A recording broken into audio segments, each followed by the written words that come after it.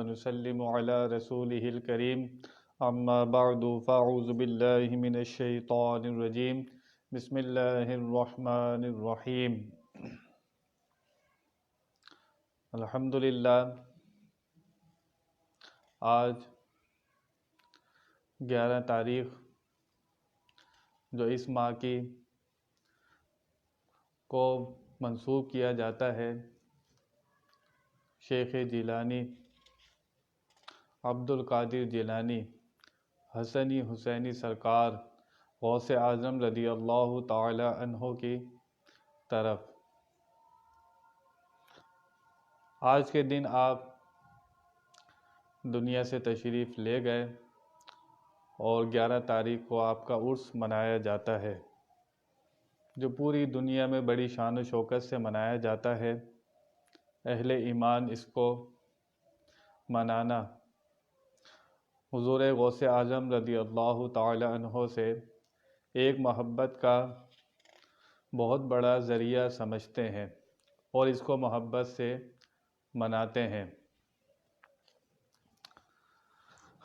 اللہ تعالی نے اولیاء اللہ پیدا کیوں فرمائے؟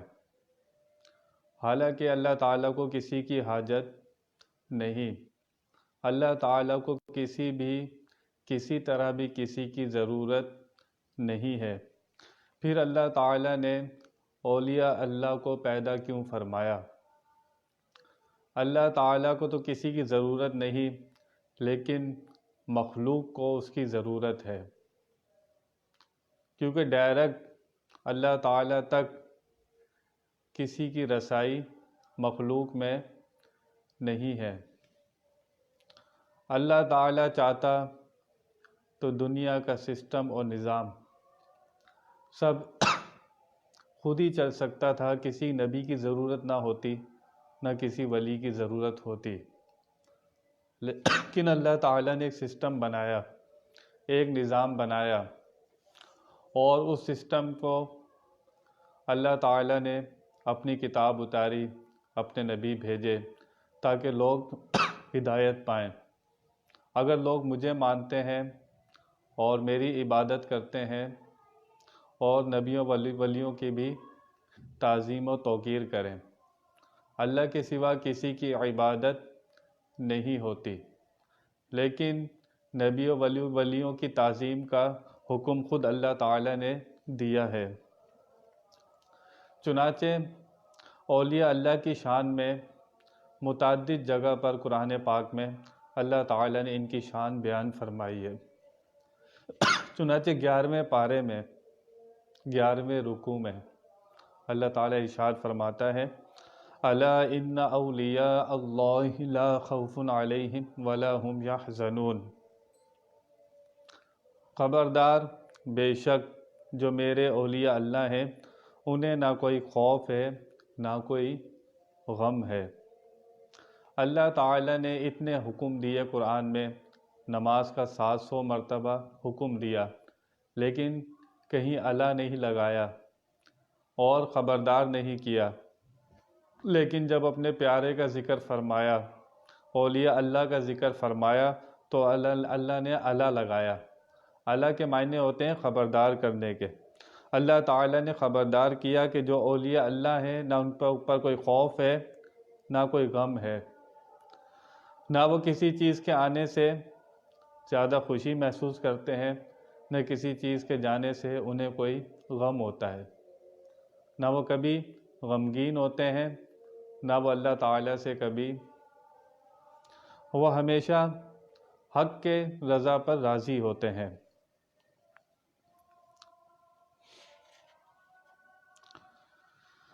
کچھ لوگ اولیاء اللہ کو غیر اللہ کہتے ہیں۔ کیا کہتے ہیں؟ غیر اللہ۔ وہ اولیاء اللہ کو، حالانکہ وہ اولیاء اللہ ہیں۔ اولیاء کا معنی اللہ کے دوست، اللہ کا پیارا، اللہ کے پسندیدہ ہے۔ اولیاء کا معنی مددگار۔ اور کچھ لوگ اولیاء اللہ کو معاذ اللہ غیر اللہ کہتے ہیں۔ وہ غیر اللہ نہیں ہے، وہ اولیاء اللہ ہے۔ آیت پڑھی جاتی ہے ایاک نعبد و ایاک نستعین، یا اللہ ہم تیری ہی عبادت کرتے ہیں اور تجھی سے مدد مانگتے ہیں۔ بلا شبہ اس آیت کا کوئی منکر، کوئی انکار کرنے والا نہیں ہے۔ ہم سب اللہ ہی کی عبادت کرتے ہیں اور اللہ ہی سے مدد مانگتے ہیں، لیکن ایسا نہیں ہو سکتا کہ قرآن کے ایک حصے کو لے لیا جائے اور باقی قرآن کو چھوڑ دیا جائے۔ قرآن کے کچھ حقیقی معنی ہوتے ہیں، کچھ مجازی معنی ہوتے ہیں۔ اگر ہم اس سے مدد کا انکار ہی کر دیں کہ اللہ کے سوا کوئی مدد نہیں کر سکتا، تو پھر دنیا میں اتنی چیزوں سے لوگ مدد مانگتے ہیں، تو اس کا پھر کیسے حل نکالا جائے گا؟ اگر آپ صرف یہی کہہ دیں کہ اللہ کے سوا کسی سے مدد نہیں مانگی جا سکتی، تو دنیا میں جو لوگ ایک دوسرے کی مدد کرتے ہیں، ایک دوسرے کے کام آتے ہیں، اور قرآن میں جگہ جگہ اللہ تعالیٰ نے ایک دوسرے کی مدد کرنے کا حکم دیا ہے، تو اگر سب حکم کو ختم کر دیا جائے، سب مدد کو ختم کر دیا جائے کہ اللہ کے سوا کوئی مدد نہیں کر سکتا، تو پھر باقی آیات کا مجھے کیا جواب دیں گے آپ؟ ایک آیت آپ نے پڑھی، ایاک نعبد و ایاک نستعین، یا اللہ ہم تیری ہی عبادت کرتے ہیں اور تجھی سے مدد مانگتے ہیں۔ چنانچہ قرآن پاک میں اللہ تعالیٰ ارشاد فرماتا ہے، وَتَعَاوَنُوا عَلَى الْبِرِّ وَالتَّقْوَىٰ وَلَا تَعَاوَنُوا بِالْإِثْمِ وَالْعُدْوَانِ۔ اللہ فرماتا ہے نیکی اور بھلائی کے کاموں میں ایک دوسرے کی مدد کرو، نیکی اور بھلائی کے کاموں میں ایک دوسرے کی مدد کرو، اور برائی کے کاموں میں ایک دوسرے کی مدد نہ کرو۔ یہ کون سی مدد ہے؟ مجھے پوچھنا چاہتا ہوں، یہ کون سی مدد ہے؟ وہاں کہا جا رہا ہے کہ ہم تیری ہی عبادت کرتے ہیں، تجھی سے مدد مانگتے ہیں، اور اللہ خود فرما رہا ہے کہ نیکی اور بھلائی کے کاموں میں ایک دوسرے کی مدد کرو اور برائی کے کاموں میں مدد نہ کرو۔ تو پتہ کیا چلا؟ اس سے معلوم کیا ہوا کہ وہ حقیقی مددگار اللہ تعالیٰ ہے۔ حقیقی مددگار کون ہے؟ حقیقی مددگار اللہ تعالیٰ ہے، اور جو کوئی مدد کرتا ہے وہ اللہ کی عطا سے کرتا ہے، جو کوئی مدد کرتا ہے وہ اللہ کی عطا سے کرتا ہے۔ قرآن میں ہے، یا ایھا الذین آمنوا استعینوا بالصبر والصلاۃ، اے ایمان والو نماز اور صبر سے مدد چاہو۔ نماز میرا عمل ہے، صبر بھی میرا عمل ہے۔ جب میں اپنے عمل سے مدد چاہ سکتا ہوں، کیا اللہ کے رسول سے اور اس کے ولیوں سے، اس کے پیارے سے میں مدد نہیں چاہ سکتا؟ ضرور چاہ سکتا ہوں۔ اور حدیث شریف میں آتا ہے، جب تک بندہ بندے کی مدد میں رہتا ہے، اللہ تعالیٰ بھی اس بندے کی مدد میں رہتا ہے۔ پتہ کیا چلا؟ اگر مدد کے موضوع پر بات کریں تو یہ پولیس والے بھی کہتے ہیں مدد کے لیے 15 ڈائل کریں، تو وہ کس کی مدد کرتے ہیں اور وہ کیسے مدد کر رہے ہیں؟ تو لفظوں کے اشتراک سے شرک واقع نہیں ہوتا، لفظ ایک ہوں تو اس سے شرک نہیں ہوتا۔ مثال کے طور پہ کچھ لوگ کہتے ہیں غوث صرف اللہ ہے، داتا صرف اللہ ہے، غریب نواز صرف اللہ ہے۔ حقیقی طور پر یہ سب صفات اللہ تعالیٰ کی ہیں، لیکن یہی صفات اللہ تعالیٰ اپنے بندوں کو بھی عطا فرماتا ہے۔ لفظ ایک ہوتے ہیں لیکن معنی ایک نہیں ہوتا۔ حقیقی طور پر اللہ تعالیٰ ہی غوث ہے، اللہ تعالیٰ ہی داتا ہے، لیکن اللہ تعالیٰ نے اپنے بندوں کو مدد کرنے کی توفیق دی ہے۔ جیسی بھی آیہ مبارک میں آپ نے سنا کہ نیکی اور کے کاموں میں ایک دوسرے کی مدد کرو اور برائی کے کاموں میں ایک دوسرے کی مدد نہ کرو۔ تو لفظوں کے اشتراک سے شرک واقع نہیں ہوتا۔ آپ سورہ فاتحہ میں پڑھتے ہیں الحمدللہ رب العالمین، یہاں رب کا لفظ اللہ کے لیے استعمال ہوا ہے، لیکن سورہ یوسف میں اگر آپ دیکھیں تو بادشاہ کو بھی رب کہا گیا ہے، وَيَسْقِي رَبَّهُ خَمْرًا، وہ اپنے بادشاہ کو شراب پلائے گا۔ یہاں بادشاہ کو بھی رب کہا گیا، اور سورہ فاتحہ میں رب اللہ کو بھی کہا گیا۔ تب وہ کس معنی میں اور یہ کس معنی میں؟ اب اگر آپ اس میں فرق نہیں کرتے اسی طرح ہم جب غوث کہتے ہیں تو اللہ کا مدد کرنا حقیقی طور پر ہے، اللہ حقیقی طور پر داتا ہے۔ خواجہ غریب نواز جو بندوں کو دینے والے ہیں وہ عطائی طور پر ہیں، اللہ تعالی حقیقی طور پر ہے۔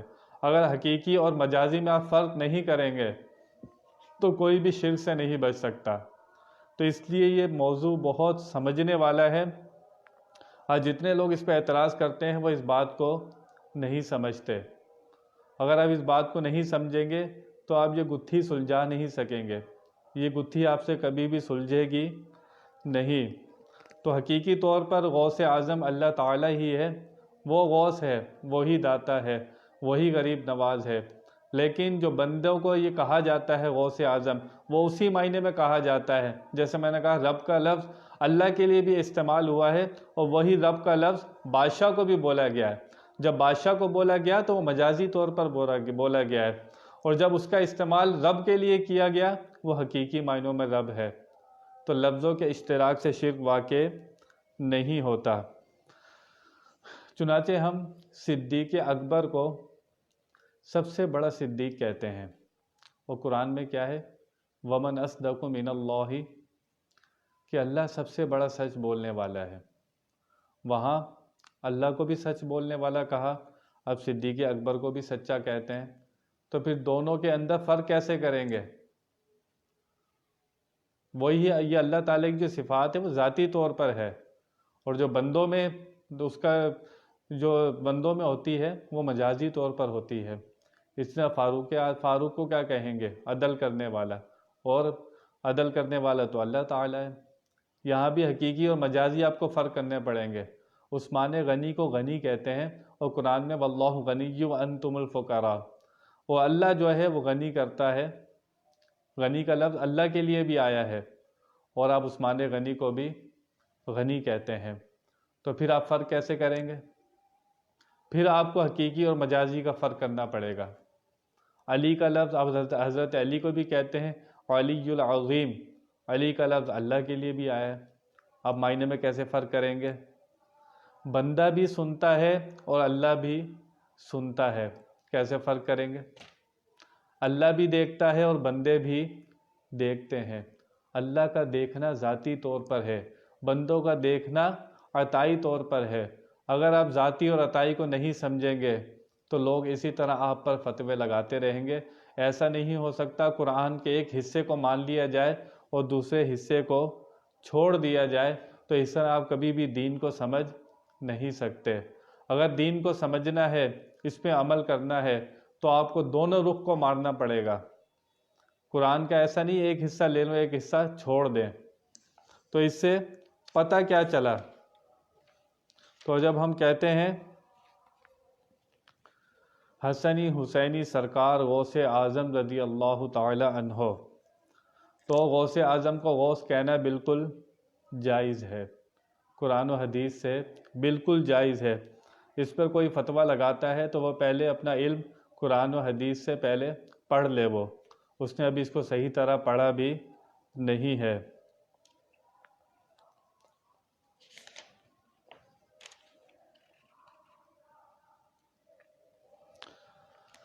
غوث اعظم کے والد سید ابو صالح کا ایمان لانے کا واقعہ بھی بڑا عجیب ہے۔ آپ ایک دریا کے کنارے جا رہے تھے، آپ کے والد بھی بہت بڑے نیک اور متقی ہوئے۔ آپ دریا کے کنارے جا رہے تھے تو آپ نے دیکھا کہ ایک سیب بہتا ہوا دریا میں جا رہا تھا، اور آپ روزے سے ہوتے تھے، آپ روزے رکھا کرتے تھے، تو آپ نے کہا سیب جا رہا ہے، اس سے میں اپنی افطاری کر لوں گا۔ تو چنانچہ وہ سیب بہتا ہوا جا رہا تھا، آپ نے وہاں سے اٹھا لیا، اٹھا کر وہ سیب کھا لیا۔ جب سیب کھا لیا تو آپ کو پھر خیال آیا کہ سیب تو میں نے کھا لیا ہے، پتہ نہیں کس کے درخت کا تھا، یہ تو میں نے غلط کام کر دیا۔ چنانچہ آپ باغ کو ڈھونڈتے ڈھونڈتے وہاں پہنچ گئے۔ ایک جو لٹکا ہوا تھا درخت سمندر میں، نہر میں، تو آپ نے کہا اسی دریا میں یہ سیب گرا ہوگا۔ تو چنانچہ آپ نے وہ سیب وہ چنانچہ آپ نے وہاں پہ ایک گھر قریب تھا تو اس کا دروازہ آپ نے بجایا. جب بجایا تو وہاں کے ایک نوکر باہر آئے تو آپ نے کہا کہ میں نے ایک سیب کھا لیا ہے تمہارے دریا میں سے، تو میں تمہارے مالک سے ملنا چاہتا ہوں تاکہ میں اس کا جو ہے وہ خمیادہ بھگت اس کو برابر کر سکوں. تو مالک باہر آئے تو انہوں نے کہا بیٹا کون ہو؟ انہوں نے کہا آپ کے ایک درخت کا سیب میں نے کھا لیا ہے تو میں اس کے اوپر آپ سے معذرت چاہتا ہوں، اور مجھے معذرت ایسے نہ دیں، آپ مجھ سے کوئی کام بھی لیں. چنانچہ وہ بھی اللہ والے تھے، وہ جو مالک تھے باغ کے وہ بھی اللہ والے تھے. انہوں نے کہا ضرور، ہم ضرور جو ہے وہ تمہیں معاف کریں گے، لیکن ایسے معاف نہیں کریں گے، تمہیں پہلے کافی سالوں تک ہمارے باغ کی نگرانی کرنی پڑے گی. چنانچہ ابو سید ابو صالح محمد نے 8 سال کتنے 8 سال ان کے باغ کی نگرانی کی. ایک شرط تو ان کی پوری کر دی. جب 8 سال پورے ہوئے تو سید ابو صالح نے کہا کہ آپ مجھے جانے دیں تاکہ میرا اب جو اتنا ٹائم تھا آپ کے ساتھ جو وعدہ تھا وہ پورا ہو چکا ہے. انہوں نے کہا ایک شرط اور ہے، وہ شرط پوری کر دو تو چلے جانا. کہا دوسری شرط کون سی ہے؟ فرمایا میری ایک بیٹی ہے جو آنکھوں سے اندھی ہے اور زبان سے گونگی ہے، کانوں سے بہری ہے، اس کے ساتھ نکاح کر لو تو پھر تمہیں معافی مل سکتی ہے. میں نے کہا اچھا حضرت ٹھیک ہے، اس سے میرا نکاح بھی کرا دیں. چنانچہ نکاح کرا دیا گیا. جب آپ کمرے میں داخل ہوئے تو کیا دیکھتے ہیں؟ جب دیکھا تو وہ لڑکی جو تھی بالکل صحیح سلامت، وہ دیکھ بھی رہی تھی، اور انہوں نے نام لے کر پکارا بھی کہ سید ابو صالح آ جاؤ. دیکھا یہ تو بولتی بھی ہے. آپ گھبرا کر باہر نکل گئے. انہوں نے کہا ایسا نہ ہو کہ پہلے ایک سیب کھا لیا تھا، 8 سال خدمت کی ہے، پھر یہاں بھی غلطی ہوگی تو پتہ نہیں کتنے سال خدمت کرنا پڑے گی. تو آپ باہر آئے تو وہ جو مالک تھے انہوں نے کہا کیا ہوا؟ ابو صالح سے کہا کیا ہوا؟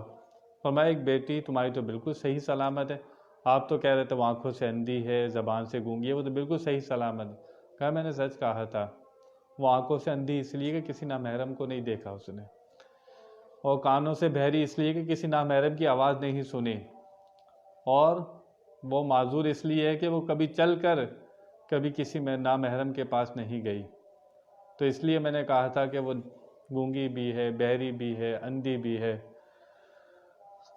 تو کہنے کا مقصد یہ تھا کہ جب والدین اتنے نیک تھے، والدین بھی ولی تھے، جب غوث اعظم کی والدین کا آپ نے سنا کہ سید ابو موسیٰ صالح حضرت غوث پاک کے والد ہیں، اور والدہ بھی کتنی نیک ہیں، والد ان کے حسنی، والدہ ان کی حسینی. تو جب والدین اتنے اچھے تھے تو پھر ان کی گود میں غوث اعظم کیوں نہ آتے. چنانچہ پہلی رمضان کو آپ کی ولادت ہوتی ہے، آپ کی پہلی کرامت. آپ صبح صادق سے لے کر غروب آفتاب تک اپنی والدہ کا دودھ نہیں پیتے تھے. 30 رمضان آپ نے اسی طرح ہی گزارے. پیدا ہوتے ہی آپ مادر ذات ولی ہیں، ماں کے پیٹ سے ولی پیدا ہوئے آپ. جب آپ کی عمر 11 سال ہوتی ہے تو آپ کے والد اس دنیا سے تشریف لے جاتے ہیں، اور جب آپ کی عمر 18 سال ہو گئی آپ نے حفظ کی سعادت گھر سے ہی حاصل کی والدہ سے. اس کے بعد جب آپ کی عمر 18 سال ہوئی تو آپ نے والدہ سے اجازت مانگی بغداد جانے کی کہ والدہ صاحبہ مجھے اجازت دیجیے تاکہ میں بغداد جا کر مزید اپنی تعلیم مکمل کر سکوں. والدہ کی عمر بھی آپ سن چکے کہ 60 سال کی عمر میں تو غوث اعظم پیدا ہوئے ہیں، تو اس ٹائم ان کی والدہ کی عمر کتنی ہوگی؟ اس ٹائم انہوں نے بغداد جانے کی اجازت مانگی. اجازت بھی کیوں مانگی؟ غوث اعظم رضی اللہ تعالی عنہ ایک مرتبہ ایک گائے کے پیچھے جا رہے تھے، گائے کے پیچھے بھاگ رہے تھے. اس گائے نے مڑ کر کہا اے غوث اعظم تو ہمارے پیچھے بھاگنے کے لیے نہیں آیا، اللہ نے تجھے بہت شان دی ہے. تو یہ بات سن کر آپ فوراً اپنی والدہ کے پاس آئے. وہ آ کر ساری باتیں اپنی والدہ کو سنائی کہ جب میں چلتا ہوں تو ایسا لگتا ہے میرے ساتھ کوئی چلتا ہے، اور جب میں مدرسے پڑھنے کے لیے جاتا ہوں تو آواز آتی ہے کہ ہٹ جاؤ، اللہ کا ولی آ رہا ہے۔ تو اس طرح کی مجھے آوازیں آتی ہیں۔ تو جب میں جاتا ہوں وہاں پر، یہ باتیں آپ نے اپنی والدہ کو بتائیں تو والدہ نے کہا بیٹا تم ضرور جاؤ بغداد اپنی تعلیم حاصل کرنے کے لیے، لیکن جب تم واپس آؤ گے تو مجھے نہیں پاؤ گے، اس لیے میری آنکھوں میں آنسو آ گئے ہیں۔ چنانچہ آپ بغداد کے پڑھنے کے لیے تیاری کرتے ہیں۔ ماہ 40 دینار آپ کی، وہ جو نیچے آج کے زمانے میں بنیان کہتے ہیں، اس کے اندر 40 دینار سی دیتی ہیں کہ بیٹا یہ رستے میں تمہارے کام آئیں گے اور وہاں جا کے بھی تمہارے کام آئیں گے، کیونکہ ان کا ننیال غوث اعظم کا آپ سن چکے کہ یہ بہت امیر تھے، ان کے ننیال والے بہت امیر تھے، ان کے نانا بھی بہت امیر تھے، بہت باغ تھے ان کے۔ چنانچہ والدہ جو ہے ان کے 40 دینار سی دیتی ہیں، اور سینے کے بعد کہتی ہیں بیٹا یہ رکھ لو تمہارے کام آئیں گے۔ قافلہ جا رہا ہوتا ہے بغداد، آپ اس قافلے کے ساتھ سفر میں شامل ہو جاتے ہیں۔ اس قافلے کے ساتھ آپ جانا شروع کرتے ہیں تو رستے میں ڈاکو مل جاتے ہیں، ڈاکو آپ پر حملہ کر دیتے ہیں اور وہ آپ سے سارا سامان چھین لیتے ہیں۔ فیملیاں تھیں، لوگ سب ساتھ تھے، تو سب کی فیملیوں والوں کو وہ لوٹتے ہیں، سب فیملی کو لوٹتے ہیں، آپ اکیلے تھے۔ انہوں نے کہا یہ چھوٹا بچہ ہے، اس کے پاس کیا ہوگا، لیکن والدہ نے کہا تھا بیٹا زندگی میں کبھی جھوٹ نہیں بولنا، مجھ سے وعدہ کر کے جاؤ۔ غوث اعظم اپنی والدہ سے وعدہ کر کے آتے ہیں کہ میں کبھی جھوٹ نہیں بولوں گا۔ پورا قافلہ لٹ جانے کے بعد، جب پورا قافلہ لٹ جاتا ہے تو وہ جو سردار تھا اس کا نام تھا احمد بدمی، وہ آتا ہے غوث اعظم کے پاس، کہتا ہے بیٹا تمہارے پاس بھی کچھ ہے؟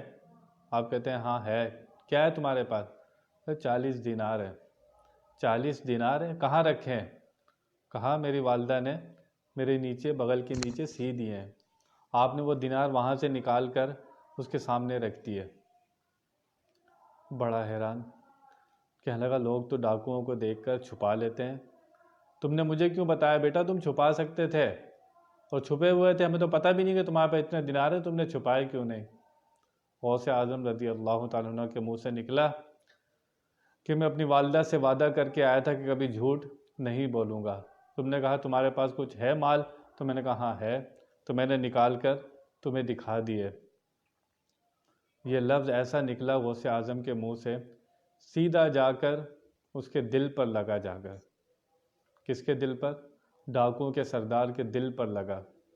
کہنے لگا یہ غوث اعظم اپنی والدہ سے کیا ہوا وعدہ نہیں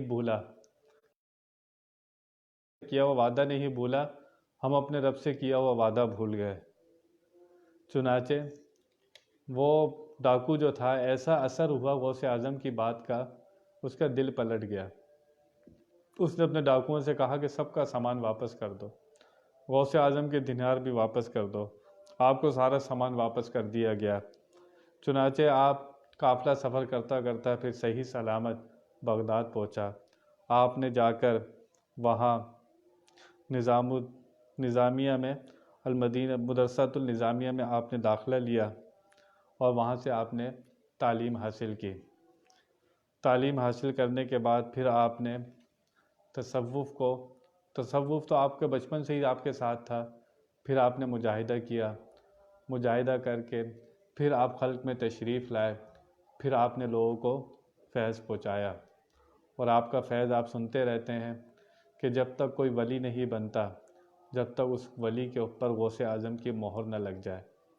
آپ حالانکہ مادرزاد ولی پیدا ہوئے تھے، اس کے باوجود آپ نے 40 سال جنگلوں میں گزارے، اور کتنے آپ فاقے سے رہتے تھے، کبھی کچھ کھانے کو مل گیا تو آپ نے کھا لیا، کبھی نہیں ملا تو آپ نے کبھی نہیں کھایا، اور کیسی ریاضت تھی آپ کی۔ آج ہمارا کیا حال ہے؟ ہم تو اس مقام پر بھی نہیں ہیں، ہم اپنے حال کو سوچ سکتے ہیں۔ غوث اعظم نے کتنی تکلیفیں اٹھائیں، مجاہدے کیے اپنے نفس کو صاف کرنے کے لیے، حالانکہ مادرزاد ولی پیدا ہوئے تھے۔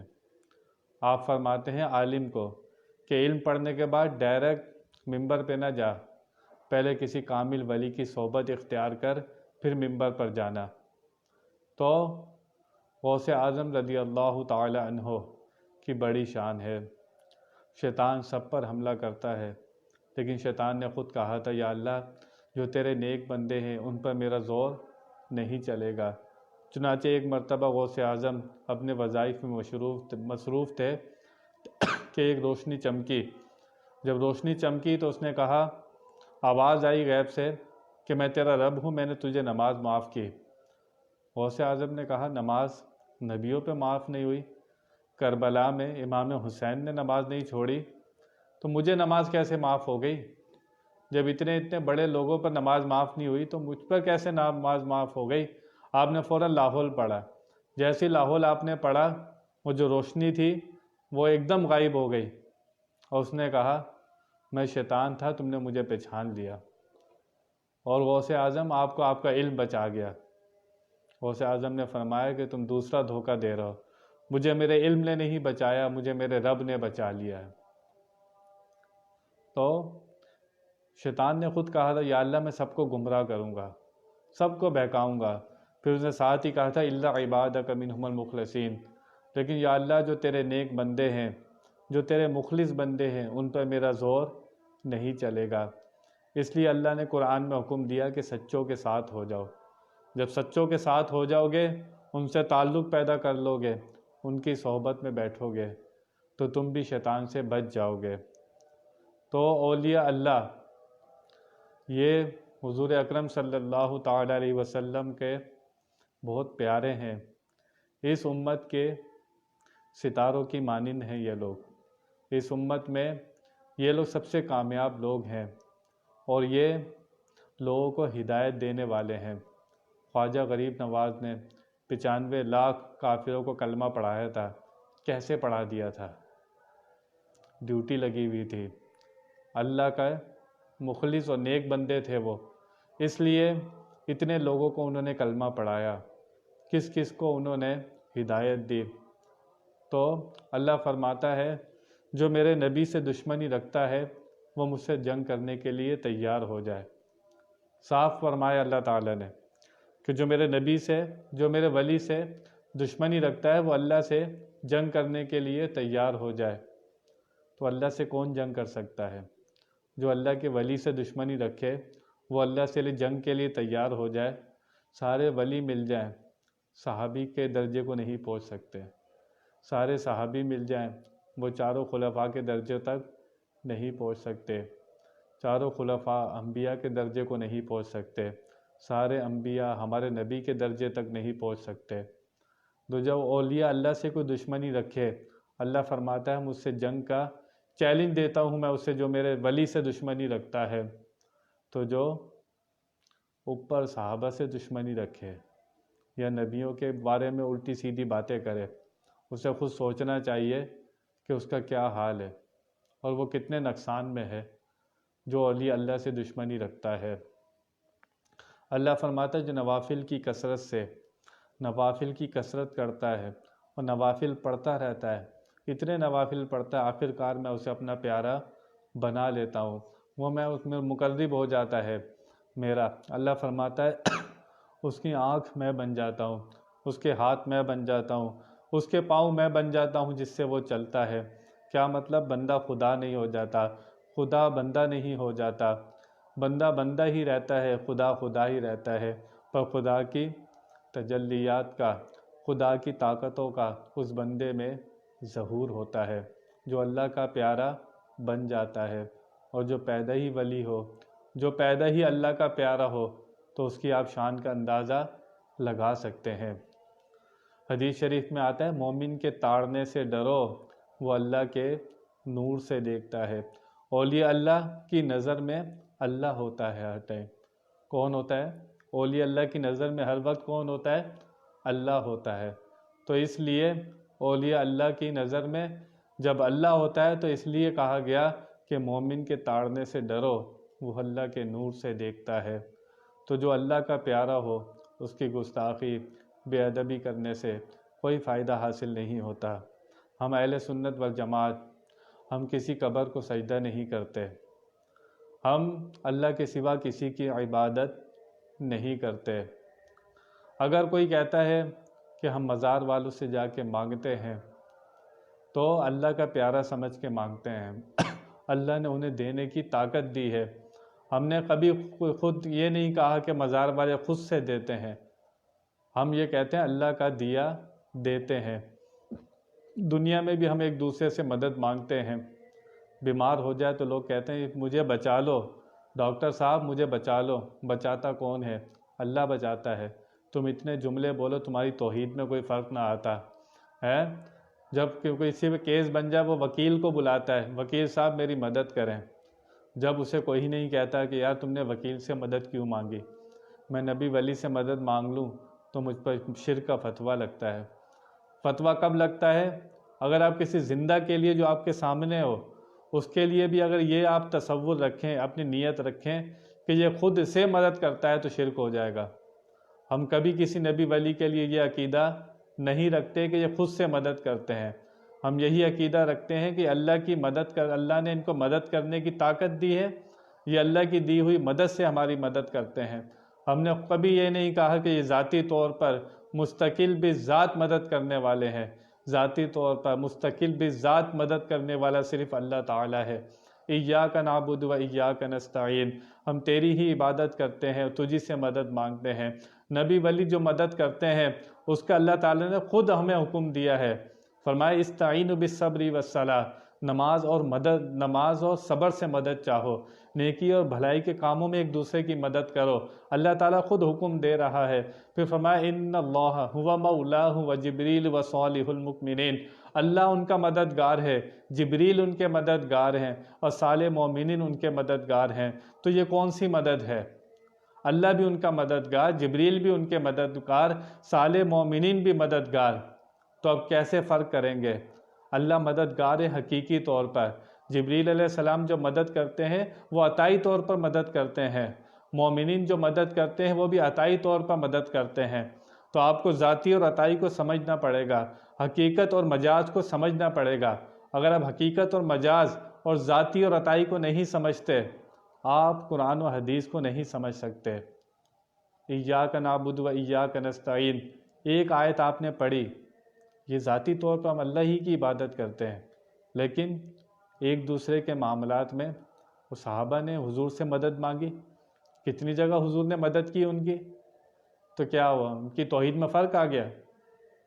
تو اگر دین کو سمجھنا ہے تو پہلے آپ اس کو سمجھیں، ایک آیت کو پکڑ کر آپ باقی آیتوں کا انکار نہیں کریں، قرآن و حدیث کا ادب سے مطالعہ کریں، محبت سے مطالعہ کریں، دل میں بغض و عداوت رکھ کر نبی و ولی کی آپ مطالعہ کریں گے تو آپ کو فائدہ نہیں ہوگا، نقصان ہی نقصان ہوگا۔ آپ محبت سے مطالعہ کریں اور دین کو سمجھنے کی توفیق کی کوشش کریں اور اللہ سے ہر وقت ہدایت مانگتے رہیں۔ بیان میں کوئی غلطی ہوئی اللہ کی بارگاہ میں توبہ کرتا ہوں۔ وآخر دعوانا ان الحمد للہ رب العالمین۔